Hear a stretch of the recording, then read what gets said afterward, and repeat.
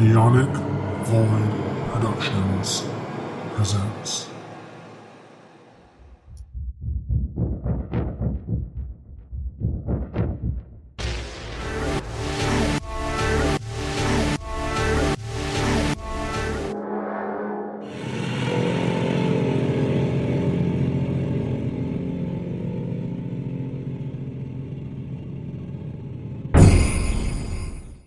Hi, welcome to Spookocalypse, where I'm an introvert, but I'm also an extrovert. Hi, I'm Zio.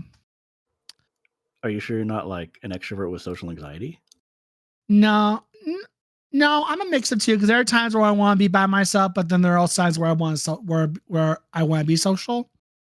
So, I'm pretty sure there's a term for that. The people who are both have tendencies of introvertedness and extrovertedness. I just don't know what the term is called. But hi, I miss my friends. Anyway, after being sick for like 3 days, I feel like I'm dying. Anyway, who are you people? Who are the rest of you? Well, I'm Bunyip. And I'm housekeeper. Welcome to my TED Talk. Anyway, before we get into today's episode, housekeeper, take it away. I lost my train of thought for ranting about last week.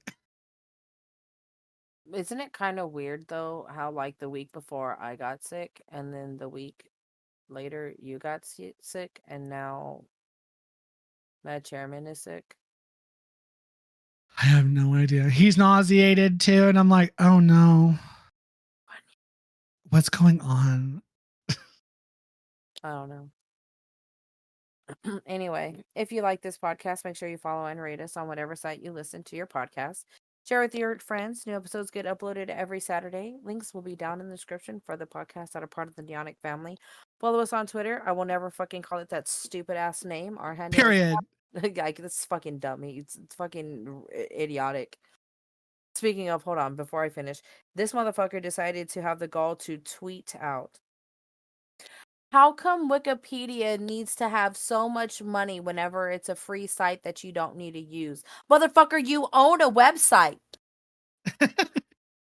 Yeah. Don't you have to pay to have the website up and running, you dumbass bitch? Anyway. Oh, go ahead, Bunyip. I'm sorry. I was gonna say, overhead costs. You gotta pay for the domain name and hosting. Exactly. That's what I'm saying. Which is why they ask for money every so often. Yes, exactly. And like the guy who like originally started it literally just wanted to give somebody like people free access to information. That's like the guy who created it was like literally like, hey, like these like people deserve to have free information at the palm of their hands if they so need it. And like everything's cited and sourced underneath every article that is made. Yep. And so like, yeah, like, but it costs money to have a website up on the internet. You pay for the domain and you pay for the name. Didn't you have to pay for that stupid ass name, you dumbass motherfucker? Anyway, drag him. Are taking other people's work and then putting it under your name and then trying to make it even worse than what it already was? Fucking idiot. Anyway, our handle on that dumbass website is at Spookocalypse. That's at SPOOKOCALYPSE. We are also on YouTube. If you are on YouTube, hi, hello, welcome. Make sure you check out our other shows that are on the channel. Again, they will be linked down in the description, or you could just go to the channel. There'll be playlists, I assume. Yeah. Yes. I don't know. I don't manage the YouTube. I do. Yeah, there are playlists for each show, so you can catch up on episodes. Spookocalypse is on there from episode, I think it's episode 100 onward, that we are on YouTube. Yep, we have Book Watchers, which we talk about books. We have eventually, I don't know when this is going to be going up, but whenever this goes up, there may or may not be a D&D one called Voidonica. If that one's coming soon. Yeah, if that one's not up, then just keep an eye out for that. That is our second game. Our first game is on Spotify and whatever you listen to, Yep. podcasts, all that other good shit. We will be doing spooky shit. Also, leave shit down in the comments for, like if you have a suggestion on what you want us to talk about next. When it Yes. comes to horror, pop a like, drop a follow, ring that bell, punch it, slap it around, beat it up, make sure that it's on, so you can get notifications for the next time that we upload our videos. We will be doing spooky shit. We're gonna go on to this discussion, and our mints will be on the pillow. Yep. And today's flavor mint is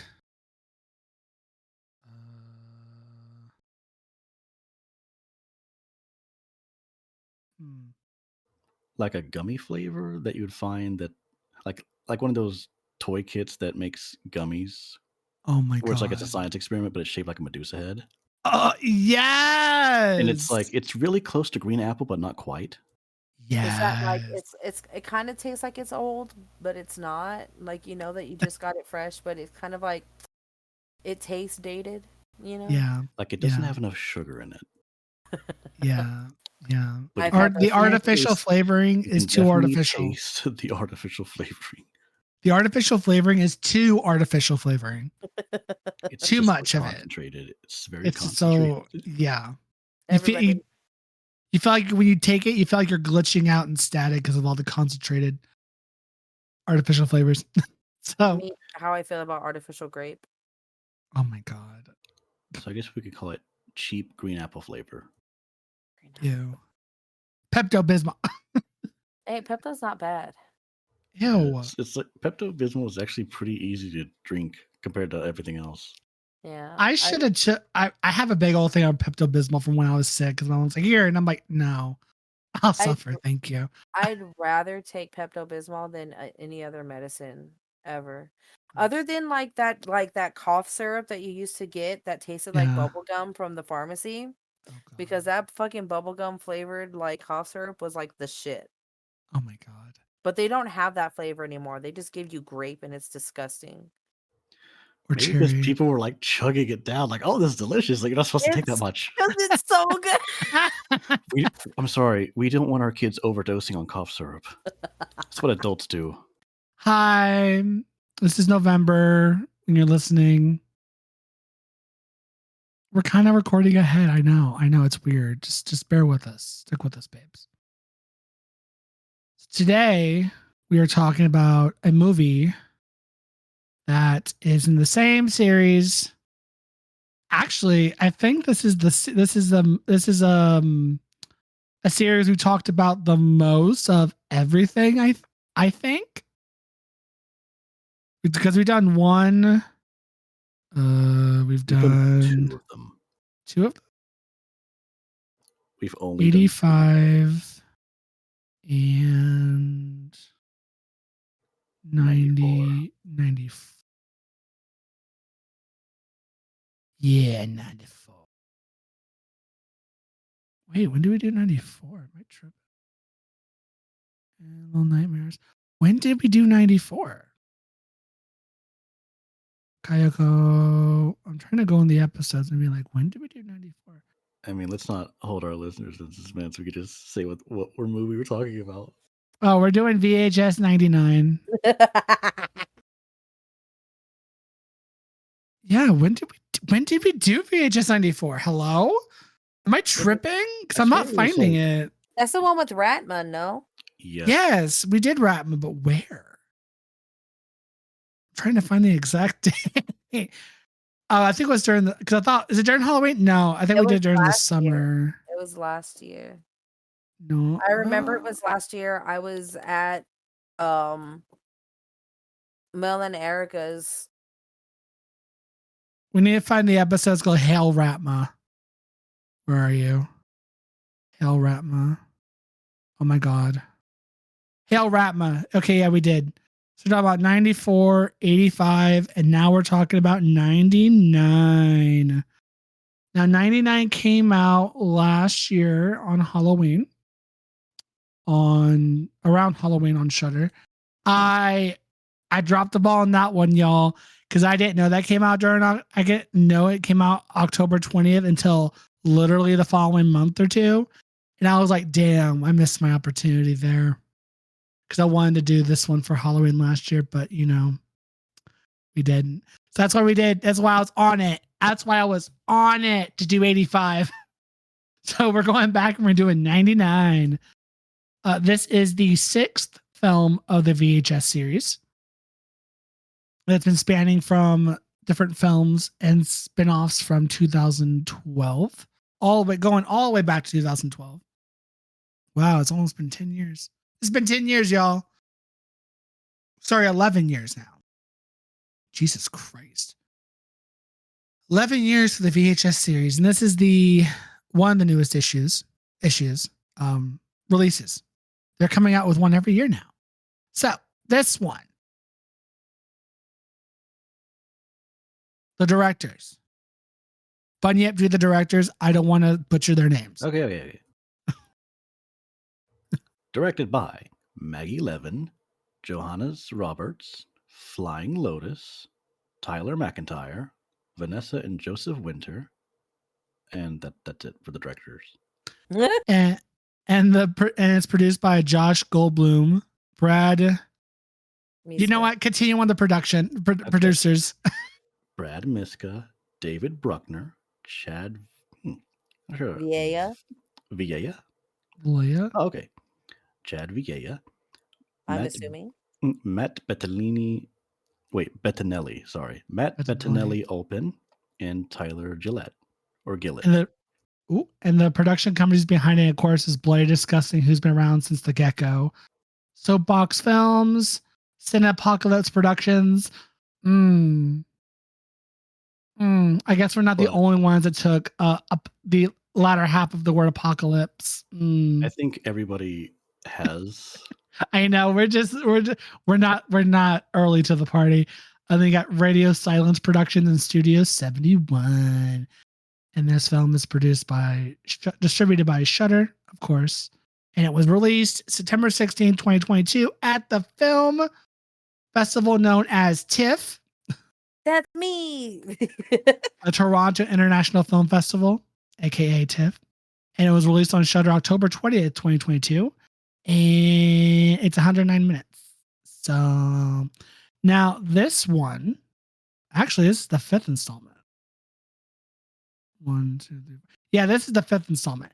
The 85 is the 6th installment. Sorry. This is the 5th installment of the franchise. Now, this one has 5 shorts.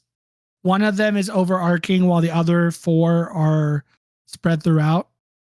So we never figured out who was going to do what outside of me doing the overall story.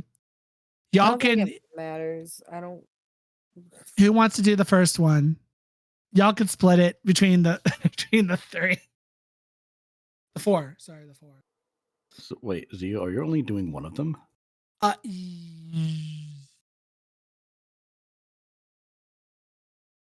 Actually, is there another one I want to do?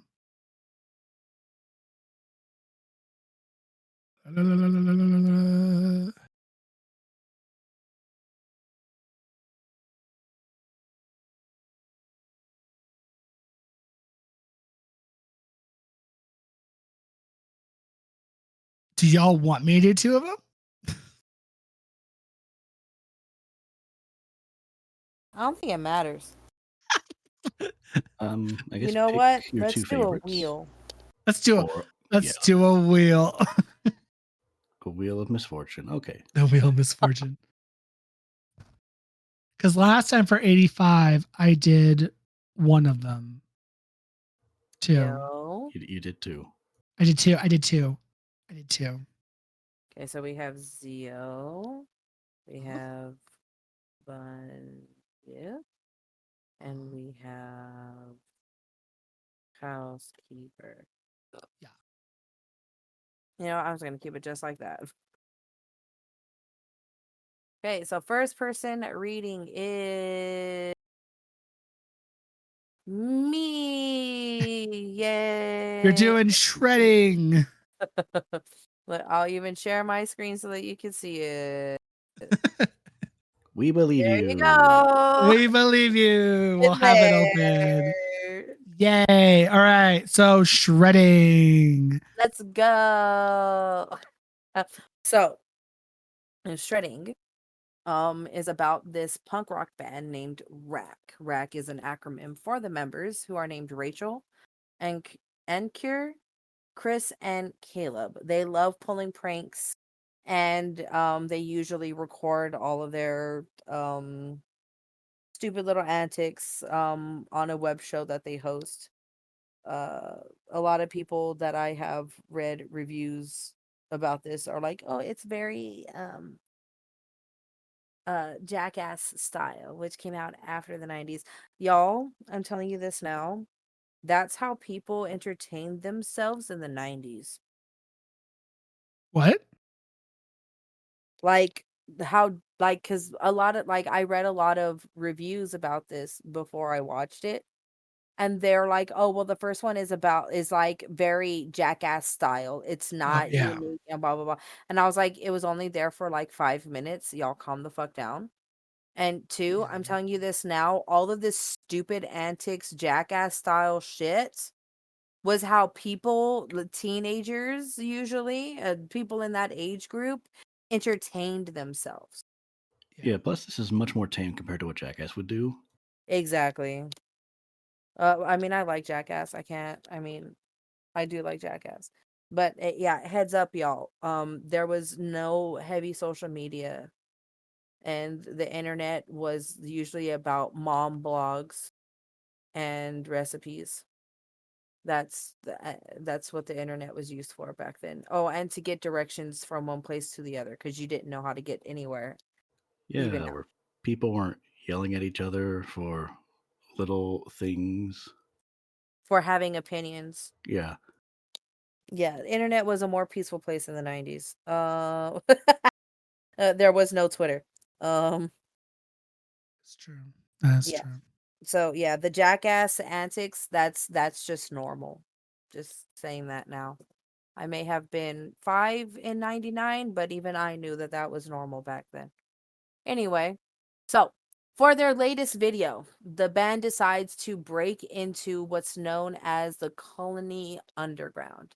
It's a former music venue, and it burnt down 3 years prior in what was known, like they say it was an electrical fire. And I think it was Rachel who was telling the story, and she says that like, oh yeah, everybody survived but 4 people, and that those 4 people who died was actually all 4 members of the punk band named Bitch Cat. It cuts to like a promo of Bitch Cat, like which was like an interview type thing, um which it shows them performing and being interviewed, asking all these questions about like who Bitch Cat is, like where they started from, like what do you think about this, and they answer very punk rock style. Bitch Cat died during this fire after being trampled to death by the stampede of fans who went to go see them. um it cuts back to Rack as they enter the venue, and the 4 explore the site, and Kier is kind of like he doesn't want to be here. He's and and the rest of the group takes it upon themselves to kind of like play jokes on him, do all these pranks, and basically like bully him because of like how scared he is to be there. And warns Rachel about like his fear of Buta, having heard that they possess any person that defiles their resting place. Um, they take they make their way to like the main stage of Colony Underground, where they trick Anker into thinking that they are being possessed. They also trick him into thinking like, hey, yeah, the drum set, his drum set, magically just appeared here out of nowhere. So like they start playing and they pretend to be possessed, and Anker storms off declaring that he hopes the Buddha get them. The rest of the members are kind of just like, dude, whatever, like it was just a joke, blah blah, gaslighting him basically. And they're like, well, let's see, like, well, let's just continue doing what we want to do, like what we came here to do. And they're like, let's see how easy, like how hard it is to really kill somebody from trampling them. And they bring out sex dolls filled with jello and proceed to stomp on them and jump on them and crush them, to reenact the stampede that killed the group bitch cat. Which out of nowhere you hear a voice tell the three to get off my fucking stage. Period. I love how they say that though. They're like, get Mhm. off my fucking stage. Like it's a line that would fit in a punk rock song. I mean, I think it Right. was in their punk rock song. I think Probably. it was in Bitch Cat's punk rock song. Um, and just before Caleb is just yoinked up right into the air. And Yeet. you just no, it's yoink because it's getting pulled. Yeet is throwing. Yoink is You're pulling. right. You're Yoink, right. and then they yeet afterward. Yoink, and then they eat. This bitch About empty. Yeet, literally, it's bitch because empty. as Caleb's body is out of frame, Caleb's body gets pulverized as his remains, like the insides, fall from above. So all the blood and guts just, Jesus Christ. Yeah, I know. I was like, damn. and then they said, "This bitch empty," and then drop his body. It's bitch empty. And so then Rachel and Chris are like, "Oh my god, oh my god," and then they run away. They try We're to gonna escape. die. Yeah. They're like, what the fuck is going on? And then they run away. They try and escape. And Bitch Cat, appearing as angry, zombified Abuta, start chasing after the group. They take the camera and film themselves as they start to dismember and decapitate the rest of the members of RAC. Unfortunately, also including Ankir, who was begging. Like, this man did not want to be here. Ankir didn't deserve this at all. This poor man.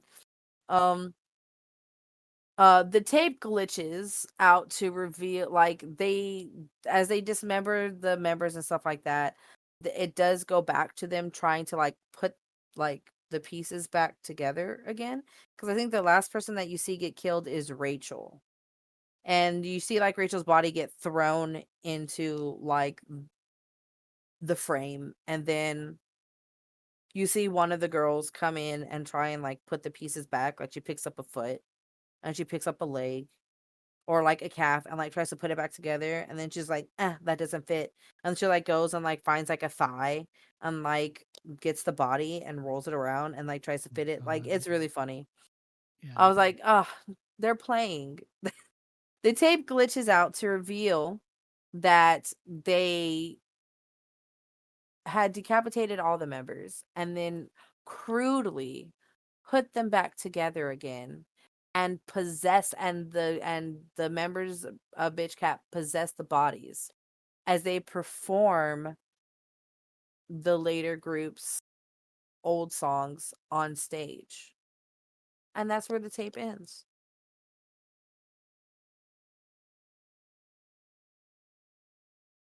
That was shredding. Yay. Yay. Yeah. I hear it. No. No. No. You're next, ho.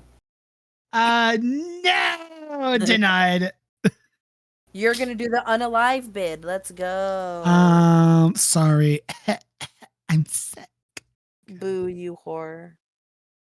I found a front doormat that had a little ghost on it. It says "Boo, you whore." Ah, I love that.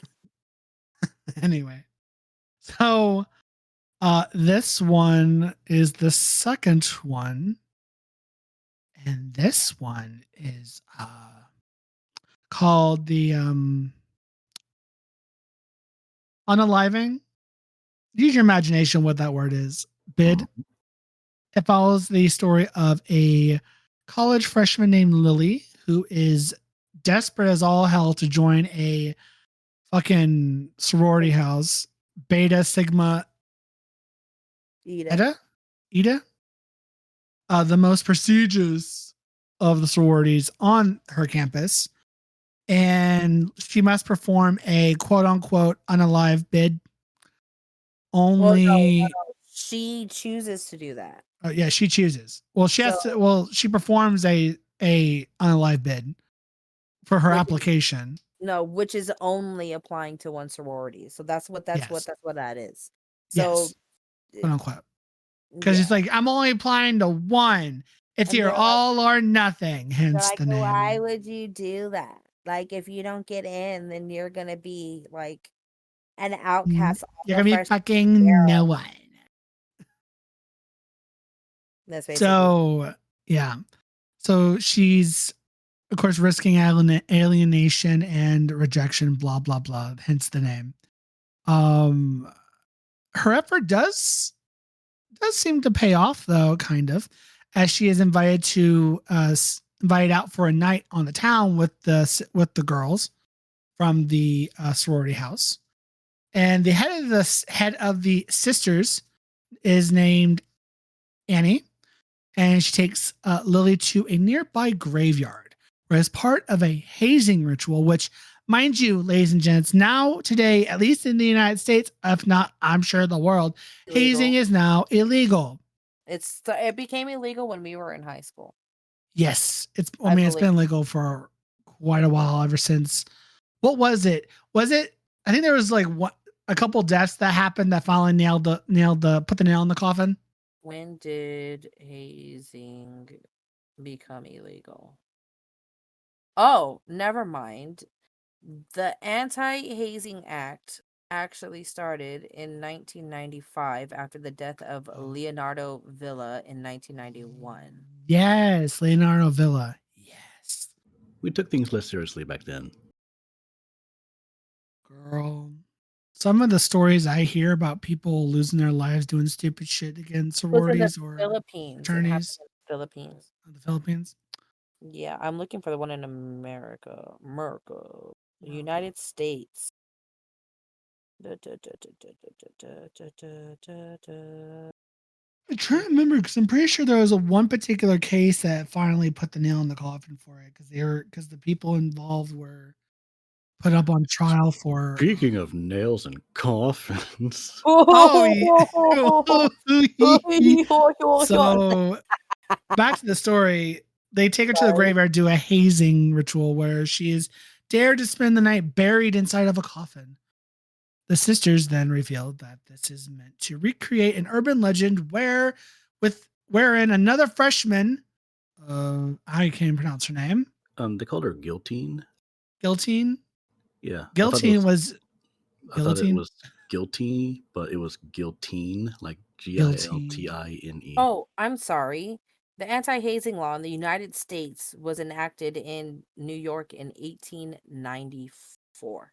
Damn, well, people have been breaking the law for quite some time. Yeah, because more than 280 people allegedly have died due to hazing since 1838. Damn. And like the 90s apparently was really bad. Was like for some reason really bad when it came to sororities and fraternities and fraternities hazing their new incomers as a rite of passage. Yeah. I don't think they do that anymore. But I know. So I don't know. Well, from what I know universities didn't really.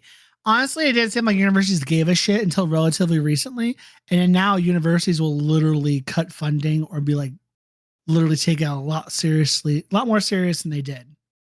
Oh, like I know that my high school Our drill team was a very famous drill team.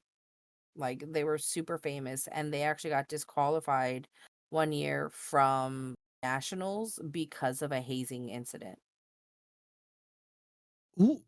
Like, this So was a yeah, hazing's varsity not team. cool. Yeah. Don't do it, So kids.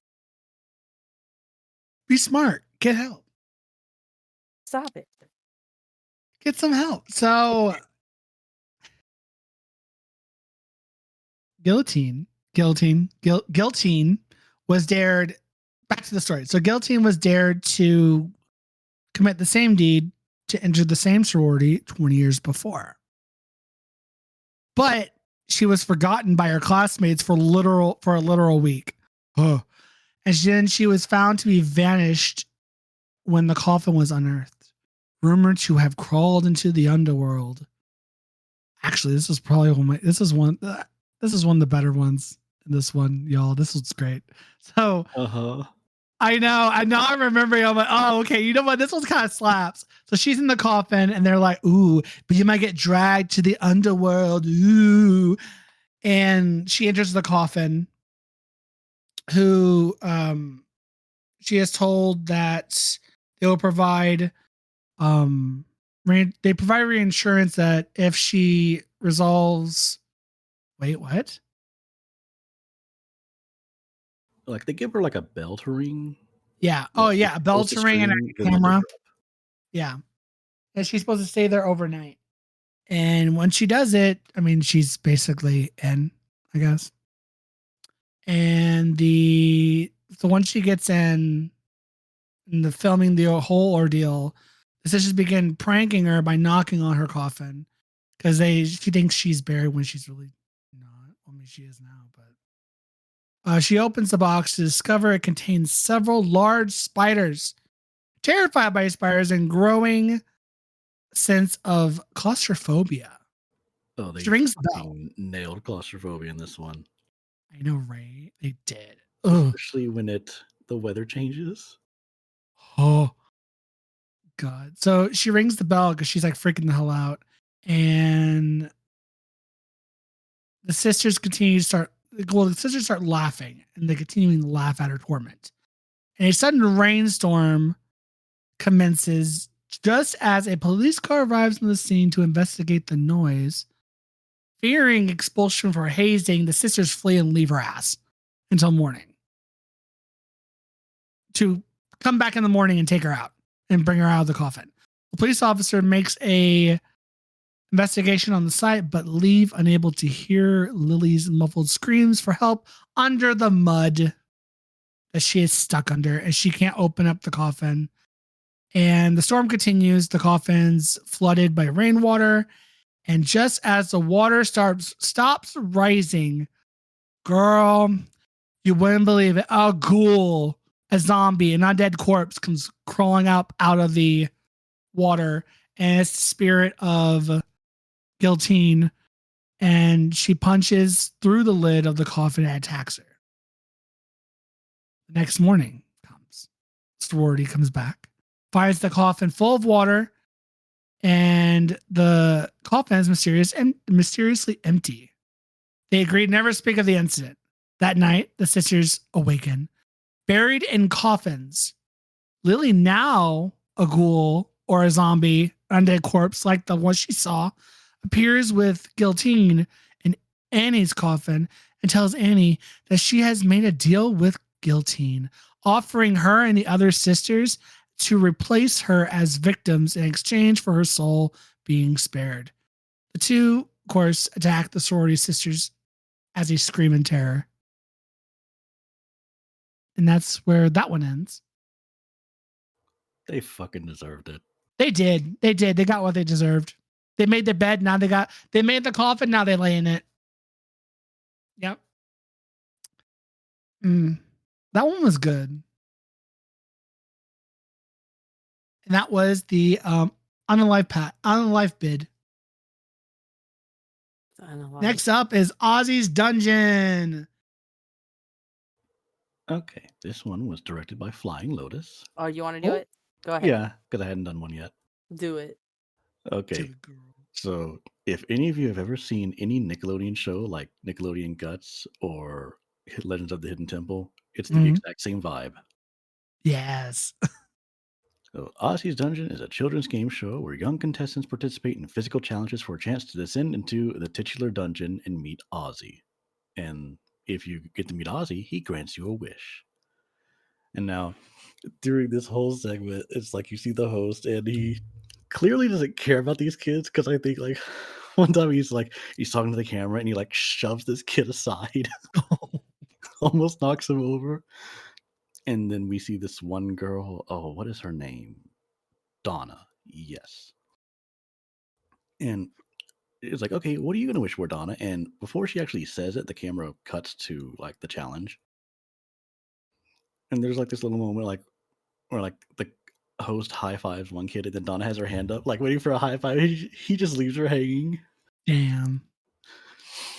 But it shows her parents in the audience and they're like rooting for her. And it's like, okay, here's the final challenge. And basically, you just go through the obstacle course. You have 60 seconds to do this. And while she's crawling through this tube, the way that she falls through, it breaks her leg. Like, I don't know how this could have happened. Maybe the weight of the other contestant, like trying to climb over her, broke it. But like, there's clearly bone sticking out. Um, the host continues the show. Like, he's like, "Oh no, we're not stopping." And then it's years later. Ozzy's Dungeon is canceled, and the show's host, former host, awakens, and he's in some basement of Donna's mom, Deborah, and they have recreated the set as close as they could to what the final dungeon looked like. And then Deborah reveals, she reveals that she had groomed her daughter to win the show at all costs so they could escape from Detroit. And it turns out they are living in poverty and they thought that they could win the show and hopefully get some prize money or at least a wish so that they could leave their life and go into a better life. I'm like, it's reasonable. With the help of her browbeaten husband Marcus and their son Brandon, they pull out Donna, who is in a wheelchair, and her injured leg is like gangrenous. It looks awful. Ugh.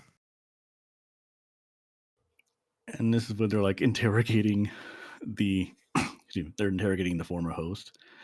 And she says my favorite line in the entire movie, which is like, "Yo, why game show host motherfuckers make my pussy drier than the Sahara Desert?" Oh my And god. her son chimes in like, "Don't you mean the Sahara Desert?" She just snaps back, "Shut the fuck up." Oh, Like, damn. she is mean to everybody in this scene. Like, Yeah. family and host alike, doesn't matter. She's angry with everybody. Now, I think Brandon and her son films most of this.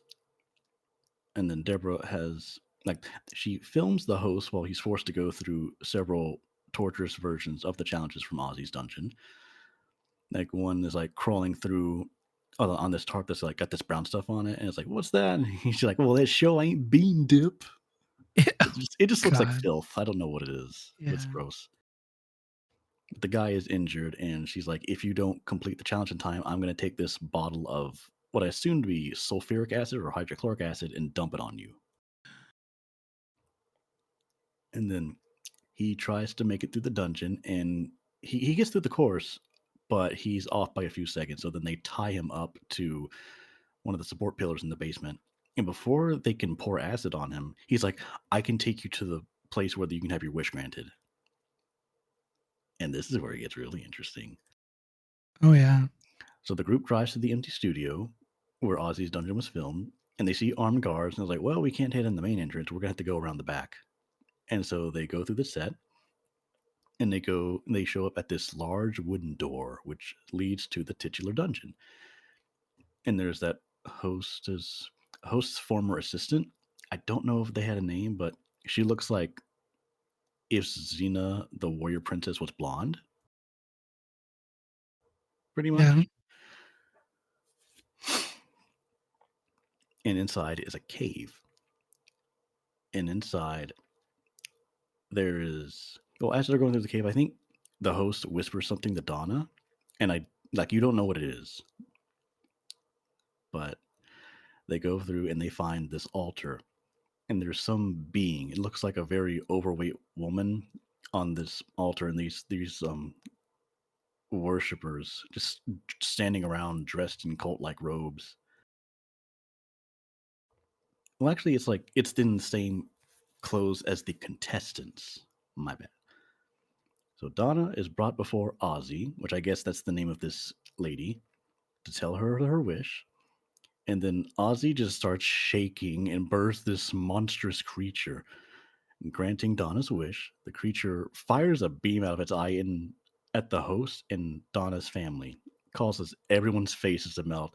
And I love how the camera just like pans over to Donna and she's got this wicked smile on her face, just like, I got exactly what I wanted. And that's Ozzy's dungeon.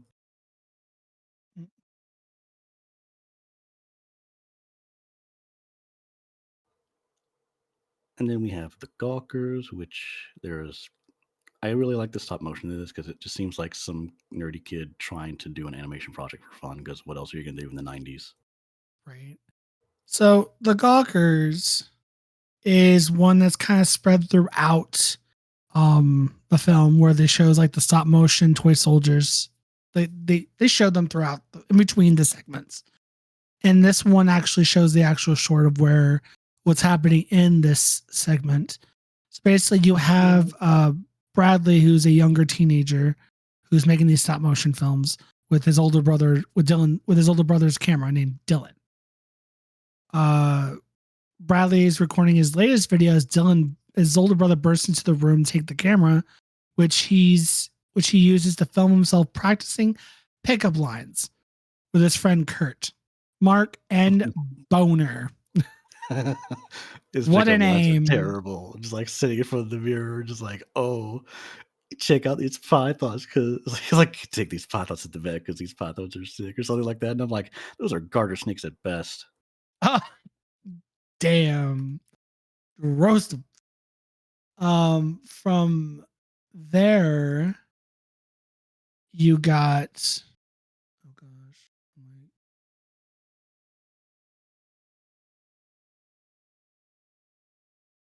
So from there, they're recording themselves doing these pickup lines, and Bradley.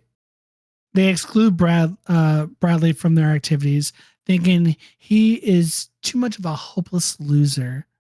Which I'm like, that's rude. That's rude. But whatever. So from there, the friends then go out to pull pranks on the neighborhood residents and each other. They perform tricks at the local skate park. The group does discover a large patch of snake skin near a field, taunting Boner to eat it for 50 cents. And they start taunting their friend to eat it for 50 cents, which is fucking disgusting. After that, they're concealing the camera and using it to attempt to get secret upskirt photos of two girls. The teen miserably. Fails horrifically. Like they immediately was like, is that a camera? It's like, oh shit, run. Yeah, the two teens become fixated on Sandra, an attractive blonde who has moved into the house across the street from Bradley and Dylan, whose yard is decorated with several stone busts. Now, let me tell you, this short, that by this point watching this movie, this short, I was bored. But my boyfriend told me, babe, you need to watch this short and you're going to understand why, because you're going to lose your shit. And I'm like, what do you mean? So I'm looking at this and I'm like, there's a bunch of stone busts. Interesting. That's interesting yard decoration. Right? As the boys begin to film her washing her car from Bradley's window, they are interrupted by the delivery man who hands Sandra a computer.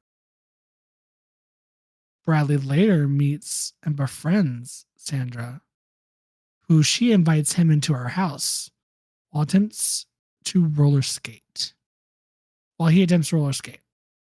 Much to Dylan's shock and jealousy of his younger brother, Bradley returns, and the boys compliment him on his newfound relationship with Sandra. When they beg him for information, they start hounding him. Oh my God, what's it like in there? What's she like? Bradley tells them about that Sandra invited him back to help set up a new webcam. Dylan, his older brother, and his friends enlist Bradley to follow through on this idea and want him to install spyware on her computer so they can watch Sandra through her webcam because they're fucking vile.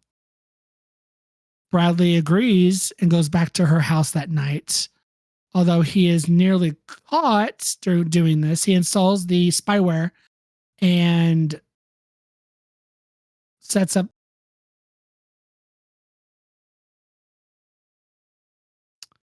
He has guilt. He's racked with guilt for doing this. And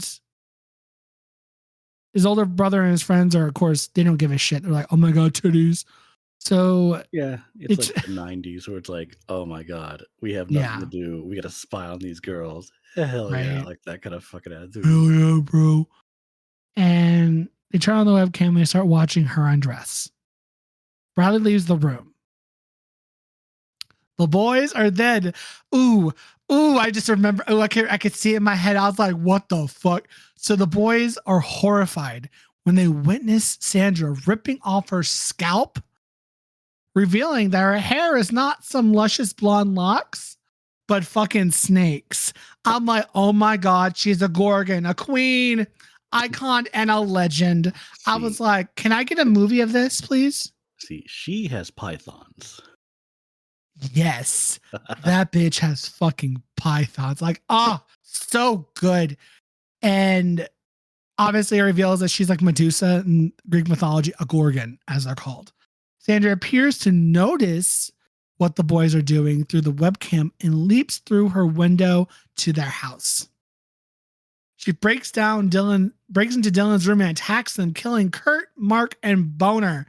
Dylan flees. Bradley arrives and attempts to reason with Sandra, apologizing for violating her privacy.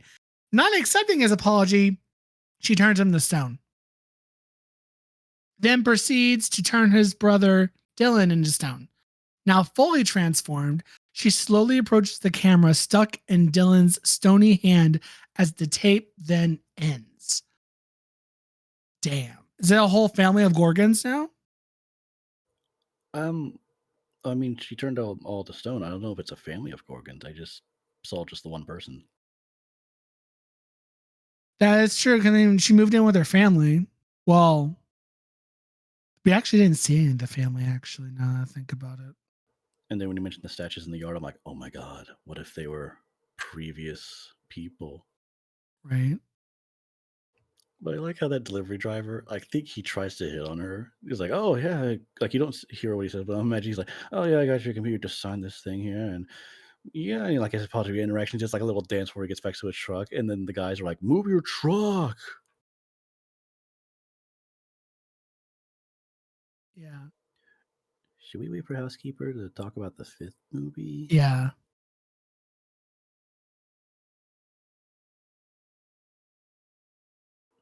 I'll be right back. Okay.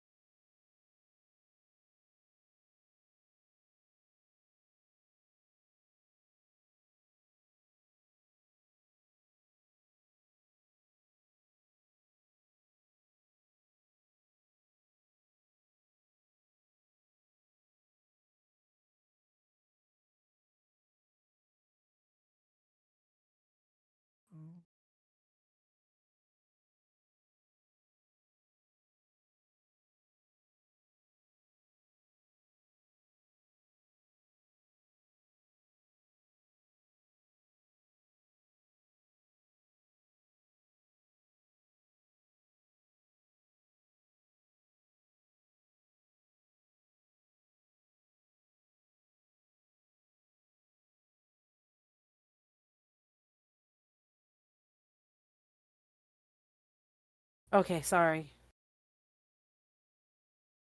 Hello. Hello. Which one's next? I had to step away for a minute. We're on the last one to hell and back.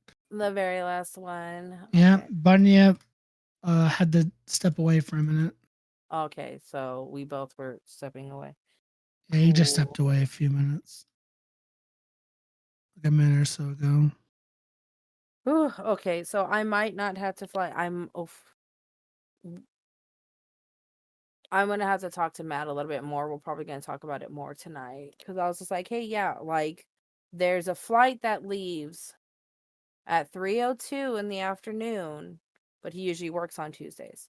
So, and then I was like, the next one is at 10:17 p.m. Which is the same price, but then it goes from 196 to 227. And I don't even want to fly either one of these because one of them's Frontier and then the other one's Spirit. Ew, Spirit? Oh God. Honestly, I'd rather fly Frontier than Spirit. But I don't want to Spirit's fly like Spirit's like the Flintstone special. I know. And then like the next one is Southwest, right? But it's not even telling me what price it is. Oh, that's suspicious. Yeah, it's like price is unavailable. And then the next one is Spirit, but it's a 1 hour, like there's a 30-minute stop at LAX. And that's $274. And then it goes to American Airlines, which is $633. And you stop in Jesus. Dallas Fort Worth.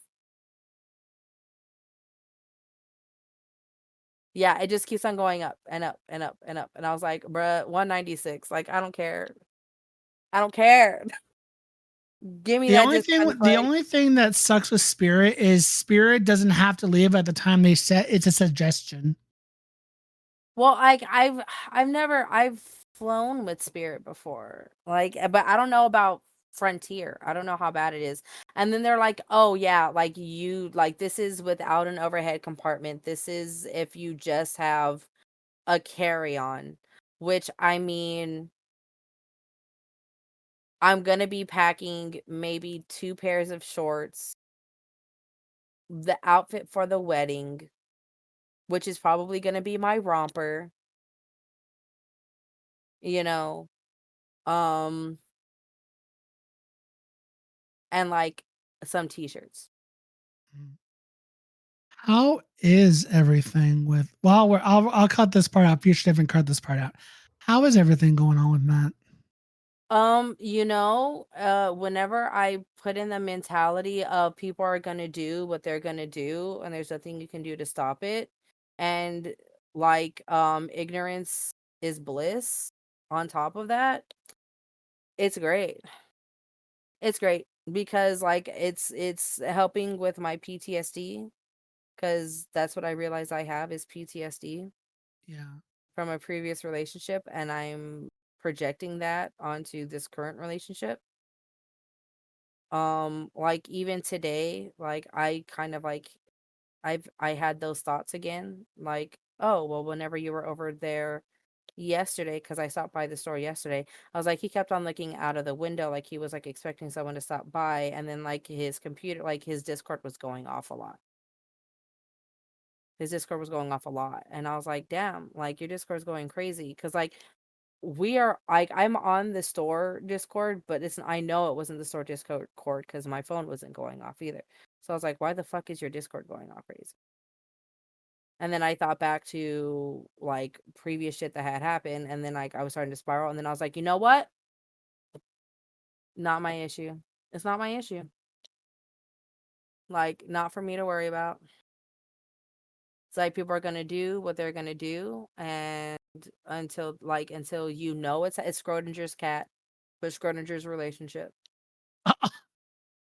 Okay. You know? So like I don't think he's doing anything. It's literally just my paranoia like Yeah. kicking in. So like but I'm treating it like Schrodinger's relationship. It's not happening unless I see that it has happened. It's not happening until you know for sure it's happening. Exactly. Okay. Exactly. Is he putting any effort in? Any I mean, more he's effort? coming over tonight. Okay. He's coming night. We had agreed that like yeah, we have been spending an unhealthy amount of time together, and we do need to learn how to live our lives separately. He spent Friday night and Saturday night last weekend together, dude, fucking like rabbits. Oh God. So, and then like if not that, then we were literally sitting side by side playing video games. Mm. Like he brought his laptop and like we were playing what game was it? What the fuck? What is that game called? Cuz he bought me Valheim. He bought me this game called Valheim. Love Valheim. And me and him, he's just all like, he goes like, cuz he was watching me play Slime Rancher too. And he goes just all like, we should play Valheim together cuz like he bought it for me and like even my old computer couldn't run Valheim. Yeah. And so he's like, let's see how Valheim is. And so like I was running it and he goes, oh, fantastic. So we played Valheim and I was like, what makes you think that I'm going to like Valheim? And I wasn't saying it in a bad way. I was just like, what do you think? And what makes you think? And he goes like, oh, cuz it could be a relaxing game. Right? He goes like, you're gathering resources and you're building shit. And he goes like, every once in a while, yeah, you have to fight something, but like, and I was like, oh, so it's kind of like Minecraft. Yeah. And he goes just like, no. I was like, It but you're kind of gathering, is. but you're gathering resources and building stuff. And he goes, yeah, but As somebody who's played Valheim, it kind of is. it is like Like, I've It played like is. survival game. Yeah, it's a survival game. yeah, we played it for like fucking like 4 to 6 hours. We stayed Yeah. up until like maybe 3. Well, I stayed up until 3 o'clock because I couldn't stay up past that. I was getting too tired.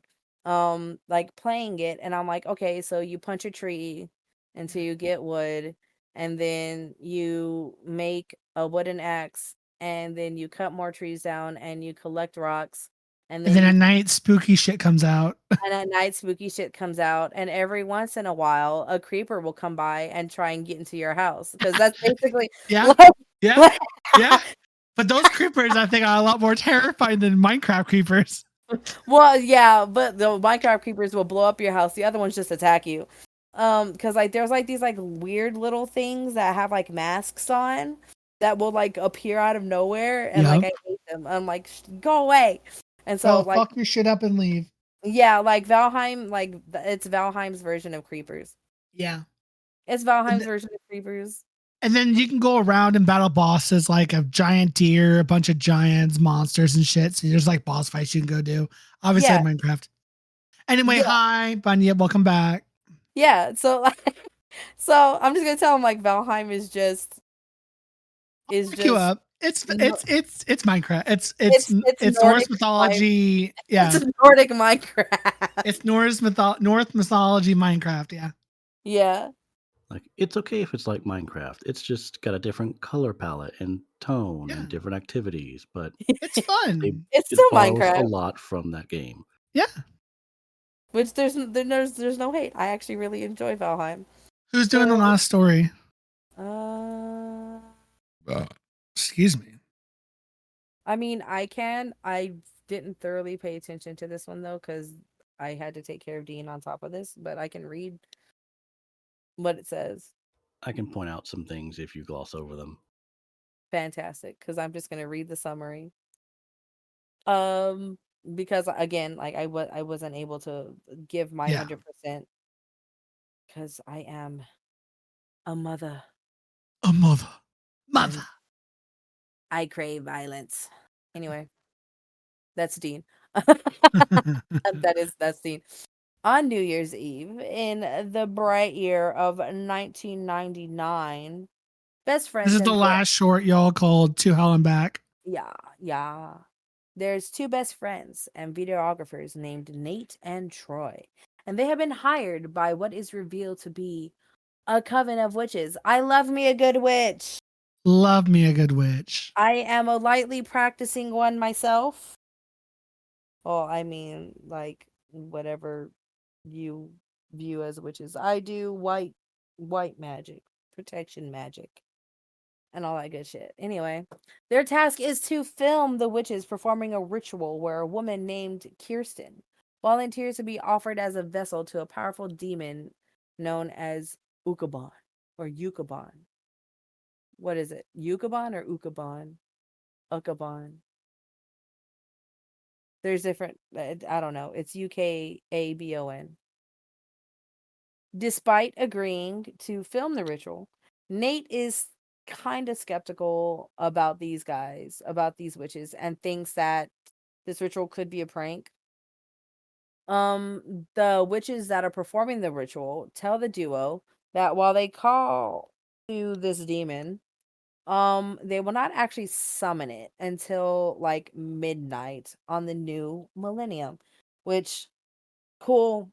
I get that. That's awesome. That's not the witching hour. Y'all are noobs. You do it at 3:00. When the veil between earth and hell is at its thinnest. Wrong again. It's at 3:00, you fucking dumbass bitches. Anyway, um, I'm sorry. This is all like, if y'all are gonna be doing witchcrafty shit, like do your research. The thinnest time that the veil is at 3 a.m. That is the actual witching hour. Beside the point. Um, as the ritual begins, Farrakis, an uninvited demon, has disrupted the rituals before, makes his presence known, and the witches attempt to cast it out. Farrakis grabs Nate and Troy and drags them underneath the witch's altar. As his camera glimpses Farrakis retreating, Troy slowly discovers that he and Nate have been sent to hell. Like they were literally dragged down to hell. And the duo encounter bloodthirsty demons, hazardous traps, and mutilated bodies spread throughout the cavernous landscape, prompting Nate to arm himself with a discarded pitchfork as a means of protection. And as they make their way across hell, Nate and Troy cross paths with Mabel, a damned soul who speaks in archaic terms and can tell that they are mortal, thus making them irresistible to all the hungry demons that are down in this beautiful place called hell. She decides to help them escape by leading them to Ukabon, who she absolutely fucking loathes, in exchange for the two of them writing her name in the witch's spellbook. Now, Nate and Troy also remember that the witches told them that the veil between earth and hell is at its weakest at midnight. So, since Ukabon is only a conduit in which the duo can return to earth, they have mere minutes to try and find their way back before they're stuck in hell for all eternity. So while they are making this mad dash through hell, they encounter more demons, and Nate and Troy bicker with one another on and off always about their predicament. Confusing Mabel with their modern ways of speaking. Eventually the group enters the cave where they find Ukabon surrounded by a cult of masked demons preparing to enter Kirsten's body. The demon cultists attack the trio, but Nate and Troy manage to kill them all. As midnight rapidly approaches, Nate and Troy shout at Mabel to come with them to Earth. She is unfortunately stabbed by one of the cultists, reminding them to write her name in the book.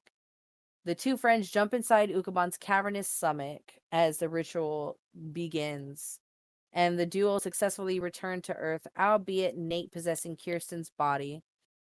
Angry that their ritual has failed, the witches kill Nate and Troy before arguing with one another about what went wrong.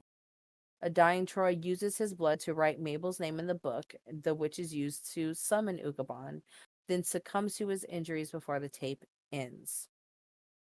The tape returns to a previous segment showing Dylan and Brady's stone bodies before the camera battery runs out. As the credits end, the witches can be heard performing their ritual again, this time calling Mabel's name. That's Which kind of gives you the idea that she will be returning to Earth. So, yeah. Mabel's the best part about that entire story. man, I got to go back and rewatch it. I got to Like, go back and just rewatch this one clip to hell and back, honestly. yeah, because like Mm. you pretty much cover all the like base points. A lot of it is just them wandering around through hell, and there you see some scary images, but not a lot of things happen. And then one of them mentions like, "I am angry at you. Why? Because you mentioned my gambling addiction." I'm like, okay. Just Mabel, just like, "Please write my name in the book. Don't forget to write my name in the book." And it's like, "Shut up." And the cultists see them like, "Oh, get them." And then like one of the guys is like, does the sweetest thing of writing her name in the book. Like, "I'm dying, but I'm gonna write your name in my blood in this book." Mm-mm. So that is the movie. Sorry, And- VHS 99. Yay. Yay. Yeah. I miss Ratma. Hell Ratma. Hell Ratma. Honestly, I think that's been like my favorite short out of all the VHS. Hell Ratma. Yes. It's definitely up there. Okay. I gotta grab some shit. Give me 1 second.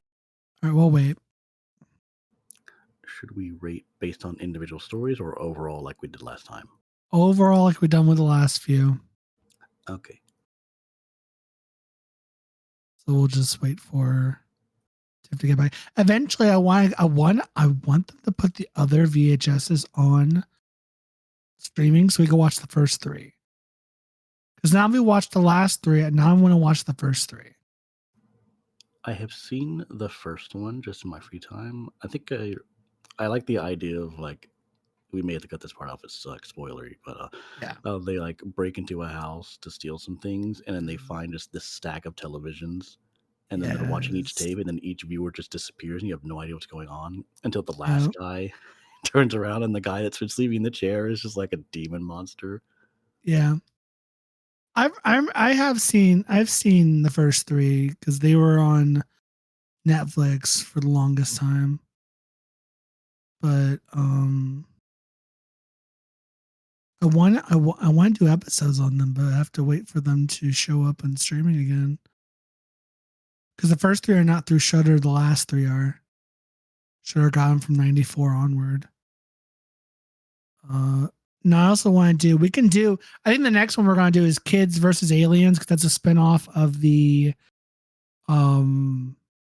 second one. And that one's on Shudder. Sorry. Hey. Hey.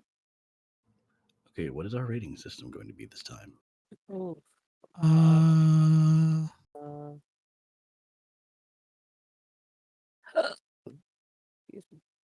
How many toy soldiers?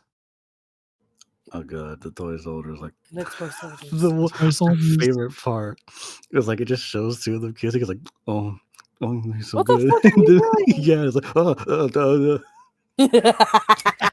Yeah, that shit was funny.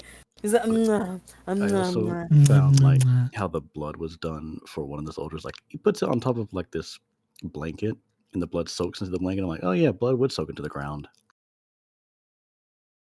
Right. Yeah. Toy soldiers. I guess I will go first. VHS 99 was one of the, it's a good one. It's I think it's a solid entry. The Gorgon one is my favorite one. Oh god, what was it called? The Gawkers. That's my favorite one because I love the Gorgon. And I think that one, honestly, along with the from 85, the two-parter in 85 with the lake. I think those two should have their own side movies, spinoffs. I love that one too. The Gawkers? Oh, the lake ones? Yes. Yes. Yeah. I think that one should have its own spinoff film as well as the Gawkers in this one. I know I said it in I'm pretty sure it was a previous episode because like I missed the recording for that. Oh, for 85, yeah. Yeah, I missed the recording for that, and then like instead of watching 99 for like that first time, recording, I accidentally like watched 85. Yeah, and I was like, I'm a big dumb, but now I have opinions. Because the lake one is so good. Yes, that one was great. The family gathering. Oh, so good. Fucking shock. I want to see what they do with her because they're the ones who Right? kidnapped her, right? I want to see what they do with her. Well, they didn't kidnap her. The police got her. No, they didn't. She killed the police.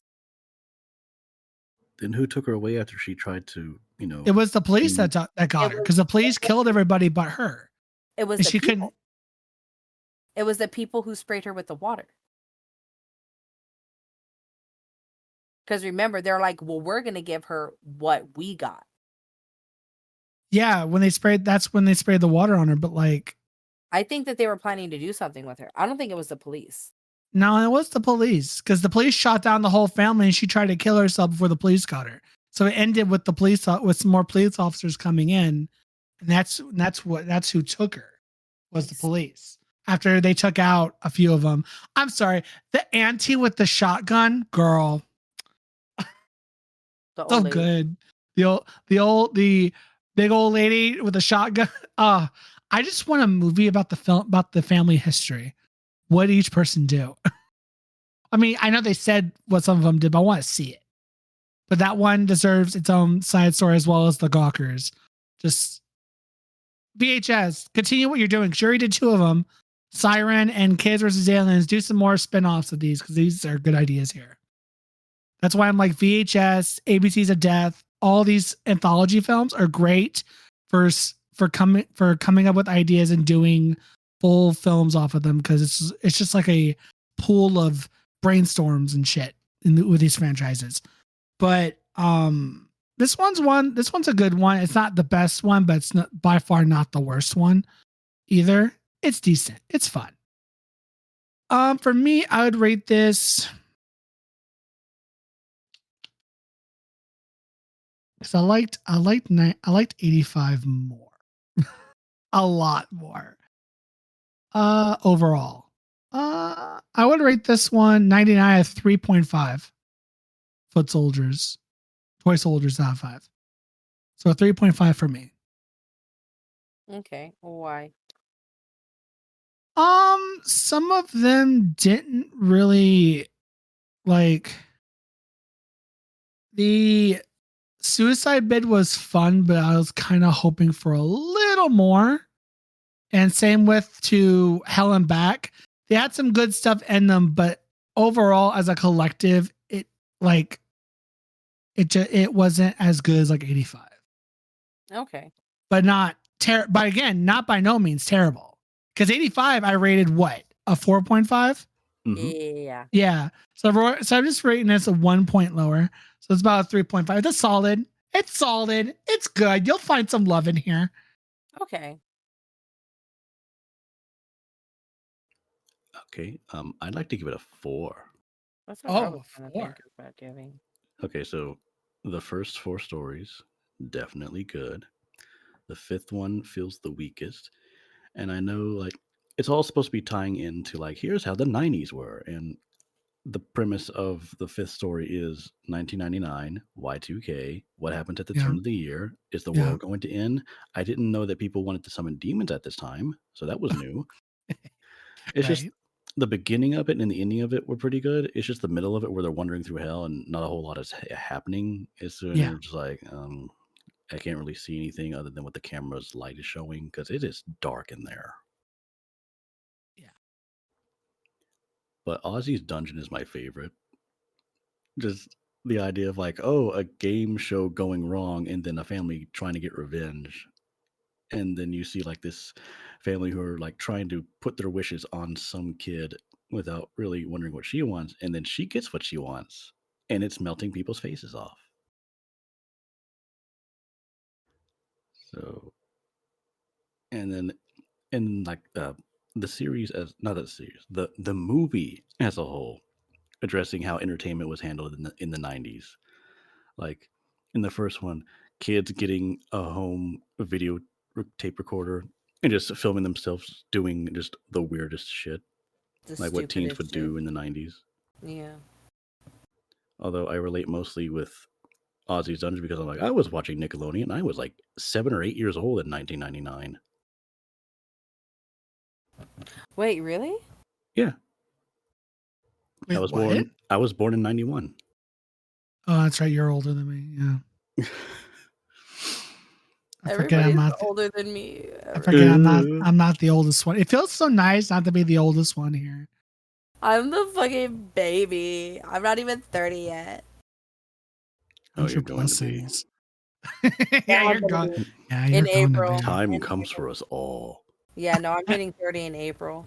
God, I'm hitting 32 in March. But yeah, like the media I was exposed to in the 90s pretty much reflected what these people were doing in these videos. You know what? Yeah. How some of them give me? Like, they give me, like, all that vibes. Yes. Right? Like, I love all that. The Amanda Show. Ugh, love all that shit. Is it weird I still watch the Amanda Show on streaming? I didn't know it was. Yeah. I just like I think it's still on Paramount for Nickelodeon. I especially like the prank calls. So that poor guy is like, "You have the wrong number."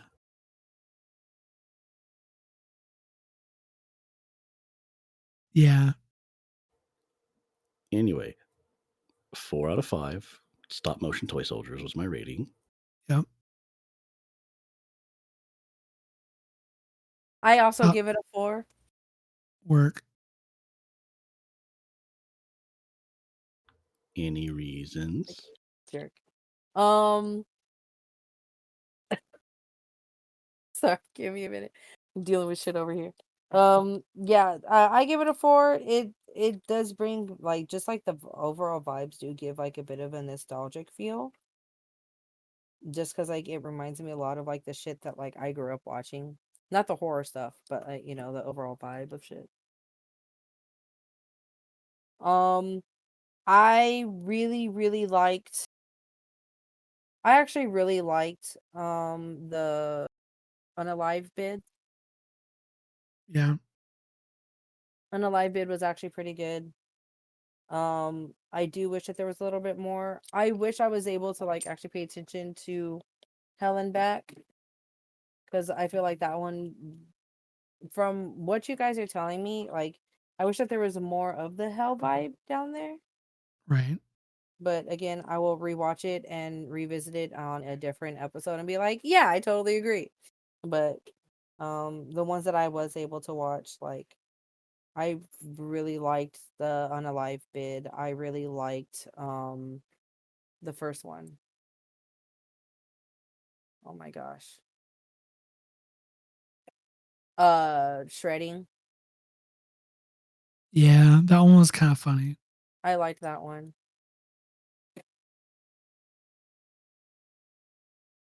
Well, yeah, no, like it was a decent movie. I don't see what the issues were that everybody was talking about with this movie.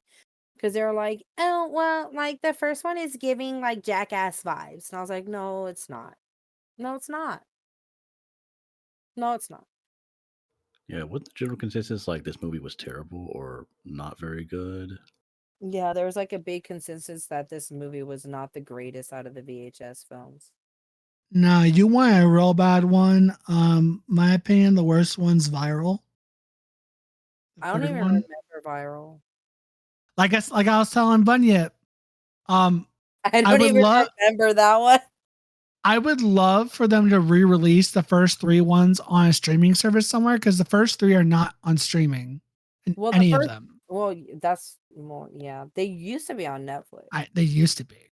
But I would love Shudder to get the rights to the first 3 and release the first 3 on Shudder, because I wanted to review all of them, including the spinoffs like Siren and Kids vs. Aliens. That's on Shudder. We can review that one, and we'll probably hit that one in the near future. But Siren and the first 3 are not anywhere, and I want them to be like, give me. I haven't seen Siren, and I'm like, give it to me. I've never I want seen them all. it. But so now I'm just patiently waiting for them to add the first 3 so we can do those too. But that's whatever. So the combined score of a 3.5 and 2 4s is 3.83. solid. So again, go check this out. It's on Shudder. And Shudder is now the sole owner or not sole owner, sole distributor of these films now, the VHS series. And it seems like they're going to be releasing them yearly for quite some time, as long as they get the publicity and the viewership. So they're going to be around for quite a while. It looks like for at least another year or two. So, but yeah, it's on Shudder for the last three, which is 94, 99, and 85. Go check them all on there, as well as Kids versus Aliens, which is a spinoff from the second one. But thank you guys for listening to today's episode on VHS 99. Catch us next time as we talk about something else. Until then, bye. Bye. Goodbye.